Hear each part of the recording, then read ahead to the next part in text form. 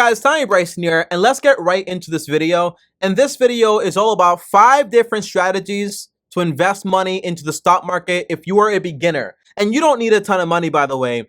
The first question I want to ask you is basically, do you remember the first time you heard about the stock market and investing money into the stock market? Like legit, I just thought about this a few seconds ago, and I remember when I first heard about the stock market, it wasn't in a business class, in a finance class, in a statistics class, or in a geometry class. No, it was for me actually in an Excel class.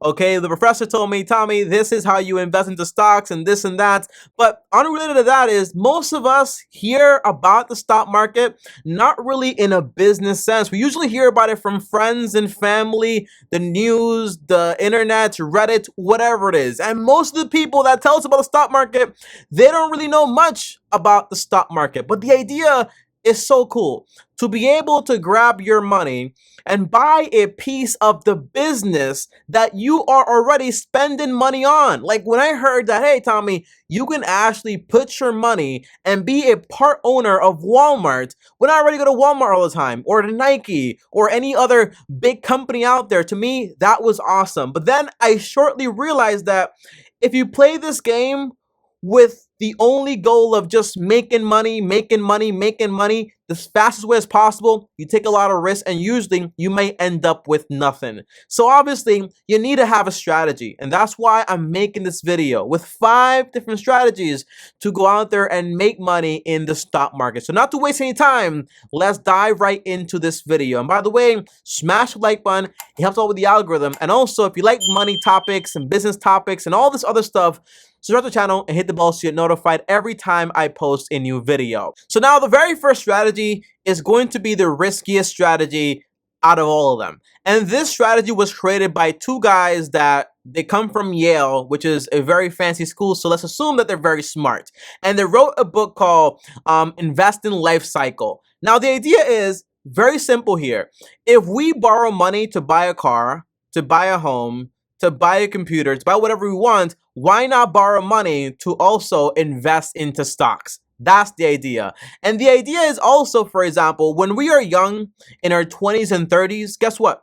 We should be investing a lot of money into the stock market. But that's usually the age when most people don't have that much money because you're young and you're just getting started. So it's a problem. And when you're older and usually have a few tens of thousands or hundreds of thousands of dollars into stocks, guess what you don't have? You don't have that much time to invest anymore, so you can't take advantage of it. So you're young and broke, but you have a lot of time. You're old with a lot of money, but you don't have a lot of time. It's a massive problem, you see. So the way to solve this is by basically saying, hey, why don't you have, instead of a cash account where you basically, I have $1,000, I use this to invest, why not have, for example, a margin account where you can actually borrow money to invest into the stock market? And the ratio they give you is a 2-to-1 ratio. Now, what this means is simple. Don't get confused here. For every $1 I invest, I'm going to borrow $2 and invest that money with the broker's money. So basically, if I want to buy $1 worth of Apple, I'm going to borrow $2 from my broker to also invest into it. Meaning, while I'm young, I get to borrow money. That's phase 1, to expand on the amount of money I'm able to invest and take advantage of all of that time. And phase 2 is, once I get to the amount that I actually want, I'm going to stop borrowing so much money. I'm going to go down from 2-to-1, that's 20% by the way, maybe to 120% or 100%. And then phase 3 is, once I get to a certain amount there too, I'm going to start basically completely deleveraging. And phase 4 is just rebalance your portfolio as you need to accommodate for it. Now, this sounds very cool because it sounds like if all I have is a little amount of money, $10,000 by the way, I can borrow $20,000 and invest a total of $30,000. And that way, if I make 10% on that, I get to make, for example, $3,000 instead of, for example, just $1,000 on my only investment, okay, on my money. That's the idea. It sounds intriguing. A little bit of money, you borrow money, you make a lot more when things go your way. But the problem with this strategy is, when I think about the stock market, guys, I think about 3 things. 3 things. You see this? 3 things. I think about, for example, being patient, having very good habits that are sustainable, and on top of that, having zero common sense, right? So when I think about the strategy, what they don't tell you is basically, well, if your investment goes down by 50%, you're basically completely wiped out. You basically lose everything. Everything. And they know this. And they say, well, because you're so young, if you go right back to investing the next day, you're going to recover by the time the whole thing is over. But again, you need to be patient to do this, right? You might be patient, you might have that, but is this something that can actually be a sustainable habit? For me, it's not. I cannot witness me losing everything I have and going right back to doing the same strategy that got me there. To me, I can't do that. Even though logically I might see, hey, it's gonna happen, it's gonna recover. It's not my strategy, it's not my game. And having zero common sense, because although this makes sense, you can't really use common sense when it comes to the market, because common sense says when the market is up, you buy. When the market is down, you sell, right? That's common sense. Don't use common sense here. Common sense has no room in investing. It's all about having good habits and something that you can actually do for a very long time. So this strategy right here, when it comes to borrowing money, if you want to read that book, feel free to do so. The book is right here, but it's not my strategy. It's not the one I use, and it's not the one I recommend. Now, the second strategy here, which by the way is a more crazy strategy also, is automatic computer investing. Now, what this means is that people out there, like Joel, for example, which by the way, everyone I'm mentioning, guys, here are people that are successful. They're very smart, very renowned, and it's not like they're idiots. They know what they're doing. It makes sense when they use history, but we don't know what's going to happen in the future, and we also don't know the individual. But Joel says the goal should be, if you want to outperform the market, basically make more money than the market's going to make on its own, what you want to do is you want to find cheap companies to invest into based on their earning yield, which is a different topic. Don't worry about it. And then you also want to find a company that has a high return on capital. Whatever money they invest, they're able to earn more. That's the idea. And if you use these two things in combination and you buy, let's say, 20 to 30 of those stocks in 1 year, for example, you're bound to get some winners there. And the idea is if you do this over the long term, you buy 1 year, hold for 1 year, you sell that year, buy again, and you're able to do this with a computer software. A computer software that tells you basically exactly what to invest your money into and step by step what to do. And they also have, for example, the entire Monkey Investor, which is also like a website, and you're able to just do whatever the monkey does, and you're able to just pick those investments. But the idea is that, to me, again, it's not an investment strategy that I also want to do. Although history does show this strategy using the magic formula from Joel, the guy that wrote the book, the little book that beats the market. Well, that strategy makes around 17%.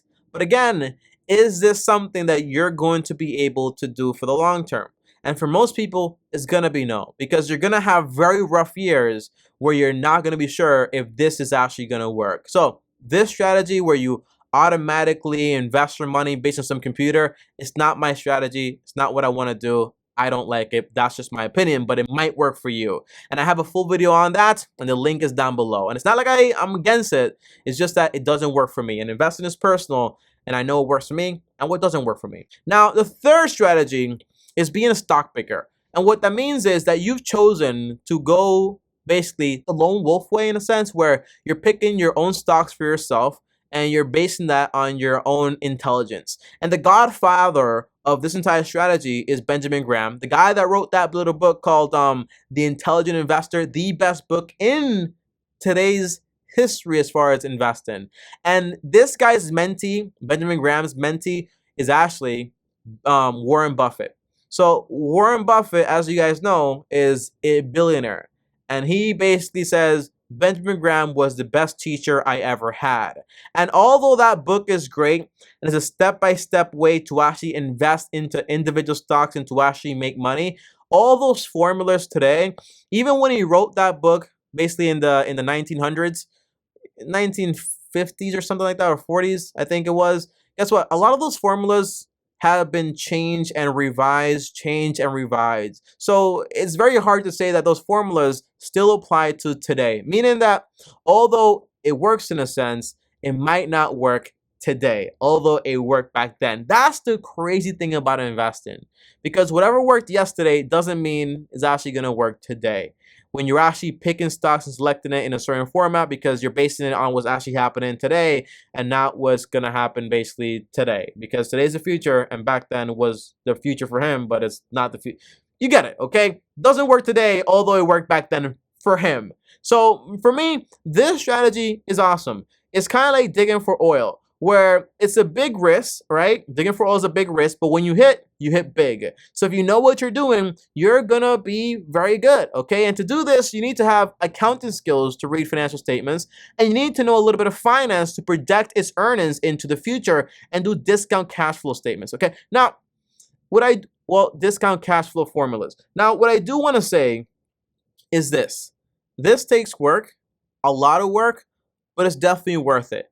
And in this game, you will have winners and you will have losers. Like Warren Buffett says, I've invested into over 400 to 500 different stocks over my lifetime, but most of the money that I've made so far has been from 20 to 10 of those stocks right there. So it's a game of when you get those big winners, you're going to make a lot of money. But to get to those big winners, in a way, you got to go through a few duds and maybe not the few best stocks out there possible.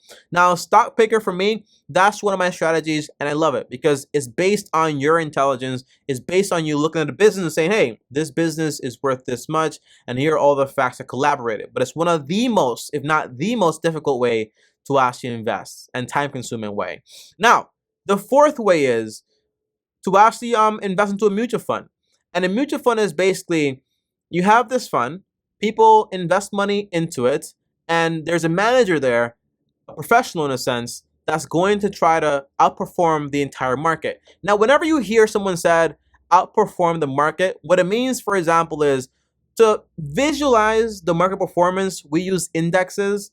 And an index is just a way to track something's performance. So one index we use a lot of the times is basically the S&P 500 index. So you might say, for example, in the S&P 500, you have the 500 largest companies.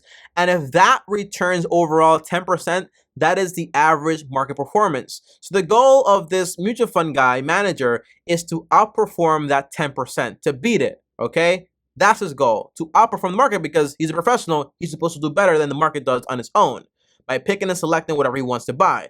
The problem is, though, that when you are investing with these professionals, they charge you a fee, usually 1 to 2%. Doesn't seem like a lot, but when you're only making 10% or 12% on your money, 2% is more like a third of your overall money that you would have if you hadn't given it to them. That's the idea. And most of them, they're not beating the market. And to find those rare managers that actually beat the market, it's also like digging and hunting, because again, you can't track or pick based on the history, because the history shows you what happened then, but you don't really know what's going to happen later. It's a very complicated game. So for me, mutual funds, they're good for Dave Ramsey. He loves them. He likes them. It's worked for him. It's not my strategy. I don't like it, because in this game of investing, the professionals, they're not like doctors. A professional doctor is very good. Professional investor does not guarantee is actually going to do better than an average basic investor out there. And that's the crazy game of investing, and that's why I love it, because a beginner like you with the right strategy can do just as good, if not better, than someone that says, I'm a professional, okay? That's a cool thing. Now, the last investment strategy here is number 5, and that's basically indexing. Now, indexing basically means, remember what I told you before? We use indexes to figure out what the market is going to perform as over a year, right? That's the idea. So an index strategy is, well, instead of trying to outperform that index, we're just going to mirror it. So if we want to mirror, for example, the S&P 500 index, well, we're going to invest our money into a fund that basically invests into those 500 largest companies in the US. And at the end of the year, we're going to have a very similar return as if we were investing into the index. That's the idea. So whenever you invest into an index fund, you're investing into a fund that's just trying to mirror another index or creating their own index in a sense. It's pretty cool stuff. But this thing right here, the cool thing about it is that the market return on its own is good enough. You'll make 10 to 12% on average over the past 40, 50 years. That's the return historically. And on top of that, because they're not actually doing any work per se, they're just basically making sure that if a company loses position, no longer that big, they move over another one, and so on and so on. They're not going to charge you 1 or 2%.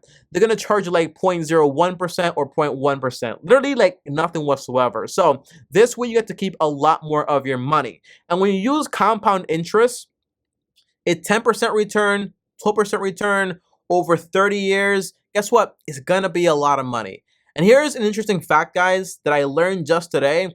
But if you're investing into the market for the long term and you're indexing over 20 years in our entire market history, the odds of you losing money are literally close to zero, like zero. So this is why I say, okay, the market requires three things. It requires patience and habits that can be done consistently, sustainable habits. And lastly, requires zero common sense, because if you use common sense in this game, it's not gonna work. That's the idea.